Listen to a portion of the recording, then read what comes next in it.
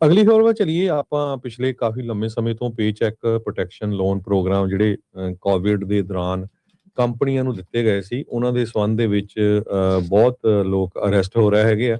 ਹੁਣ ਇਹ ਖਬਰ ਆ ਰਹੀ ਆ ਵੀ ਇੱਕ ਪੰਜਾਬੀ ਮੂਲ ਦਾ ਫ੍ਰਿਜ਼ਨੋ ਦਾ ਬੰਦਾ ਆ, ਜਿਸ ਨੂੰ ਅਰੈਸਟ ਕੀਤਾ ਗਿਆ ਹੈਗਾ ਕਿਉਂਕਿ ਉਹਨੇ $1 ਮਿਲੀਅਨ ਦਾ ਜਿਹੜਾ ਆ ਪੇ ਚੈੱਕ ਪ੍ਰੋਟੈਕਸ਼ਨ ਪ੍ਰੋਗਰਾਮ ਦਾ ਫਰਾਡ ਕੀਤਾ ਸੀ। 14 ਮਹੀਨੇ ਦੀ ਸਜ਼ਾ ਹੋਈ ਆ ਤੇ ਇਹ 37 ਸਾਲਾਂ ਦਾ ਪ੍ਰਿਜ਼ਨੋ ਦਾ ਰਹਿਣ ਵਾਲਾ ਆ। $1 ਲੱਖ ਕ੍ਰਿਮੀਨਲ ਫਾਈਨ ਹੋਇਆ ਹੈਗਾ ਆ। ਕਾਰਨ ਕੀ ਹੋਇਆ ਵੀ ਕਹਿੰਦੇ ਵੀ ਕੋਵਿਡ ਦੇ ਦੌਰਾਨ ਜਦੋਂ ਉਹਨਾਂ ਆਪਣੇ EMPLOYੀਆਂ ਦੀਆਂ ਜਿਹੜੀਆਂ ਸੈਲਰੀਜ਼ ਆ ਉਹ ਵਧਾ ਲਈਆਂ ਤਾਂ ਕਿ $1 ਮਿਲੀਅਨ ਤੱਕ ਦਾ ਜਿਹੜਾ ਪੇ ਚੈੱਕ ਪ੍ਰੋਟੈਕਸ਼ਨ ਪ੍ਰੋਗਰਾਮ ਦਾ ਲੋਨ ਲੈ ਸਕੇ।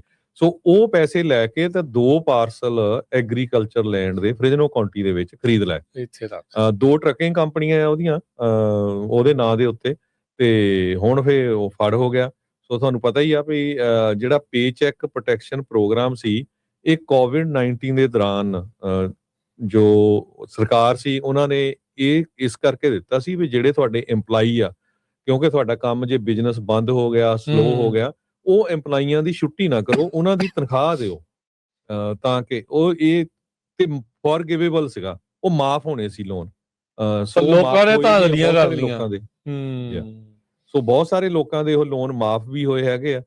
ਸੋ ਹੁਣ $1 ਮਿਲੀਅਨ ਦਾ ਜਿਹੜਾ ਉਹ ਮਾਫ ਹੋ ਗਿਆ ਲੋਨ, ਤੇ ਝੂਠੀਆਂ ਪੇਰੋਲ ਬਣਾਈਆਂ ਸੀਆਂ ਤੇ ਮੁੜ ਕੇ ਫਿਰ ਜ਼ਮੀਨ ਲੈ ਲਈ ਤੇ ਹੁਣ ਉਹ ਫਿਰ ਇੱਕੇ ਆ ਗਿਆ ਤੇ ਹੁਣ ਜਿਹੜਾ ਆ 14 ਮਹੀਨੇ ਦੀ ਸਜ਼ਾ ਹੋਈ ਹੈਗੀ ਯਾ। ਸੋ ਇਹ ਕੰਮ ਆਪਾਂ ਉਦੋਂ ਵੀ ਕਹਿੰਦੇ ਰਹੇ ਸੀਗੇ, ਲੋਕ ਉਦੋਂ ਸਾਨੂੰ ਸ਼ਦਾਈ ਕਹਿੰਦੇ ਸੀਗੇ, ਤੁਸੀਂ ਕਾਹਤੋਂ ਕਹਿੰਦੇ ਆ ਵੀ ਇਦਾਂ ਕਿਉਂ ਆ।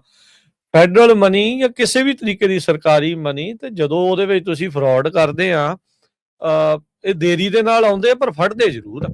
ਸੋ ਜਿਨ੍ਹਾਂ ਨੇ ਇਦਾਂ ਦਾ ਕੰਮ ਕੀਤਾ ਹੈਗਾ ਆ, ਇਹ ਤਾਂ ਹੁਣ ਆਪ ਹੀ ਮਹਿਕਮਿਆਂ ਦੇ ਨਾਲ ਗੱਲ ਕਰਕੇ ਭਾਉ ਵੀ ਮਨੀ ਵਾਪਸ ਅਸੀਂ ਕਰ ਦਿੰਦੇ ਆ, ਤੇ ਉਹ ਦੇਖ ਲਓ ਕਿੱਦਾਂ ਜਿਹੜਾ ਉਹ ਹੋਣਾ ਆ। ਨਹੀਂ ਤੇ ਵੈਂਚਲਾ ਇਦਾਂ ਦੀਆਂ ਖਬਰਾਂ ਜਿਹੜੀਆਂ ਉਹ ਆਉਂਦੀਆਂ ਰਹਿਣੀਆਂ ਆ। ਸਾਨੂੰ ਕਹਿ ਦਿੰਦੇ ਆ ਵੀ ਤੁਸੀਂ ਇਹਨਾਂ ਦੀ ਖਬਰ ਨਾ ਦਿਆ ਕਰੋ, ਵੀ ਕਿਉਂ ਨਾ ਖਬਰ ਦਿਆ ਕਰੋ? ਜਿਹੜਾ ਗੰਦ ਪਾਇਆ, ਕੰਮ ਖਰਾਬ ਕੀਤਾ, ਸਾਡਾ ਹੀ ਟੈਕਸ ਪੇਅਰ ਮਨੀ ਸੀਗਾ ਤੇ ਸਾਨੂੰ ਹੀ ਜਿਹੜਾ ਉਹ ਚੂਨਾ ਲਾਉਂਦੇ ਸੀਗੇ, ਕਿਉਂ ਨਾ ਪੋਸਟ ਕਰੋ ਇਹਨਾਂ ਨੂੰ? ਕਿਉਂ ਨਾ ਜਿਹੜਾ ਉਹ ਦੱਸਿਆ ਜਾਵੇ?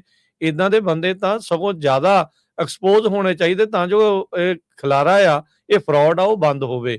ਹੁਣ ਤੁਸੀਂ ਦੇਖੋ ਵੀ ਹੌਸਪਿਸ ਨੂੰ ਲੈ ਕੇ ਆਲਰੇਡੀ ਕੈਲੀਫੋਰਨੀਆ ਦੇ ਵਿੱਚ ਇਨਵੈਸਟੀਗੇਸ਼ਨ ਸ਼ੁਰੂ ਹੋ ਚੁੱਕੀ ਆ। 1800 ਚੋਂ 700 ਤੋਂ ਵੱਧ ਸੀ, ਹਰਜੋਤ ਸਿੰਘ ਜੀ, ਜਿਹੜੇ CBS ਤੇ ਨਿਊਜ਼ ਵਾਲਿਆਂ ਨੇ ਕਿਤੇ ਵੀ ਰੈੱਡ ਫਲੈਗ ਕੀਤੇ ਆ ਵੀ ਇਹਨਾਂ ਦੇ ਵਿੱਚ ਸਾਨੂੰ ਕਹਿੰਦੇ ਵੀ ਸ਼ੱਕ ਆ ਵੀ ਪੱਕਾ ਕੋਈ ਨਾ ਕੋਈ ਫਰਾਡ ਜਿਹੜਾ ਉਹ ਚੱਲ ਰਿਹਾ ਆ। ਤੇ ਬਹੁਤ ਵੱਡੇ ਪੱਧਰ ਦੇ ਉੱਤੇ ਜਿਹੜੇ ਲੋਕ ਆ ਇਸ ਦੇ ਵਿੱਚ ਫਸਣੇ ਆ। ਹੁਣ ਮਿਨੇਸੋਟਾ ਦੀ ਤਰਜ਼ ਦੇ ਉੱਤੇ ਇੱਥੇ ਵੀ ਫਰਾਡ ਦਾ ਜਿਹੜਾ ਉਹ ਰੌਲਾ ਪੈਣਾ ਆ, ਉਹ ਪਤਾ ਹੀ ਆ ਵੀ ਕੀ ਕੁਛ ਜਿਹੜਾ ਹੋਇਆ ਆ। ਤੇ ਜਿਹੜਾ ਗੈਵਿਨ ਨਿਊਸਮ ਆ, ਜਿਹੜਾ ਕਹਿੰਦਾ ਸੀਗਾ ਵੀ ਮੇਰੇ ਤੋਂ ਦੁੱਧ ਧੋਤਾ ਬੰਦਾ ਹੀ ਕੋਈ ਨਹੀਂ ਆ, ਵੀ ਸਾਰਾ ਕੁਝ ਬਿਲਕੁਲ ਸੈੱਟ ਆ, ਵਧੀਆ ਆ, ਮੇਰੇ ਅੰਡਰ ਤਾਂ ਬਹੁਤ ਸੋਹਣਾ ਜਿਹੜਾ ਕੈਲੀਫੋਰਨੀਆ ਚੱਲਦਾ ਰਿਹਾ ਆ, ਉਹਨੂੰ ਜਵਾਬ ਨਹੀਂ ਆਉਣੇ ਇਹਨਾਂ ਸਾਰੀਆਂ ਚੀਜ਼ਾਂ ਦੇ ਵੀ ਇਹ ਬਣ ਕੀ ਰਿਹਾ ਆ। ਸਮੈਸ਼ ਐਂਡ ਗ੍ਰੈਬ ਦਾ ਤੁਸੀਂ ਹਾਲ ਲਾ ਲਓ, ਫਰਾਡ ਦਾ ਤੁਸੀਂ ਹਿਸਾਬ ਕਿਤਾਬ ਲਾ ਲਓ, ਵੀ ਬਣ ਕੀ ਜਿਹੜਾ ਇੱਥੇ ਰਿਹਾ ਆ। ਆਮ ਲੋਕਾਂ ਨੂੰ ਵੀ ਭਾਈ ਥੋੜਾ ਜਿਹਾ ਇਸ ਦੇ ਵਿੱਚ ਜਾਗਰੂਕ ਇਸ ਗੱਲੋਂ ਹੋਣ ਦੀ ਲੋੜ ਆ ਵੀ ਤੁਹਾਡਾ ਟੈਕਸ ਪੇਅਰ ਮਨੀ ਆ ਤੇ ਤੁਹਾਨੂੰ ਹੀ ਚੂਨਾ ਜਿਹੜਾ ਉਹ ਲੱਗ ਰਿਹਾ ਆ। ਇਵੈਂਚੁਅਲੀ ਜਿਹੜਾ ਫਰਾਡ ਦਾ ਭਰਪਾਈ ਵੀ ਆਪਣੇ ਹੀ ਟੈਕਸ ਦੇ ਨਾਲ ਜਿਹੜੀ ਉਹ ਹੋਣੀ ਆ। ਸੋ ਇਹ ਥੋੜਾ ਜਿਹਾ ਆਪਾਂ ਨੂੰ ਰਿਅਲਾਈਜ਼ ਕਰਨ ਦੀ ਜਿਹੜੀ ਉਹ ਲੋੜ ਆ। ਆਪਾਂ ਜਿਸ ਤਰੀਕੇ ਦੇ ਨਾਲ ਜਿਸ ਮੁਲਕ ਤੋਂ ਆਏ ਆ, ਉੱਥੋਂ ਦੇ ਫਰਾਡ ਤੇ ਭ੍ਰਿਸ਼ਟਾਚਾਰ ਨੂੰ ਲੈ ਕੇ ਔਖੇ ਹੁੰਨੇ ਆ, ਜਾਂ ਉਹਨਾਂ ਨੂੰ ਕਹਿੰਦੇ ਵੀ ਦੇਖ ਵੀ ਕਿੱਦਾਂ ਉਹਨਾਂ ਨੇ ਉੱਥੇ ਗੰਦ ਪਾਇਆ ਆ, ਉਨੀ ਕੁ ਸਤਰਕਤਾ ਦੇ ਨਾਲ ਤੇ ਉਨੀ ਕੁ ਕਹਿ ਸਕਦੇ ਆ ਵੀ ਇੰਪੋਰਟੈਂਸ ਦੇ ਨਾਲ ਇਹਨਾਂ ਚੀਜ਼ਾਂ ਨੂੰ ਜਿਹੜਾ ਉਹ ਦੇਖਿਆ ਜ਼ਰੂਰ ਕਰਿਆ ਕਰੋ।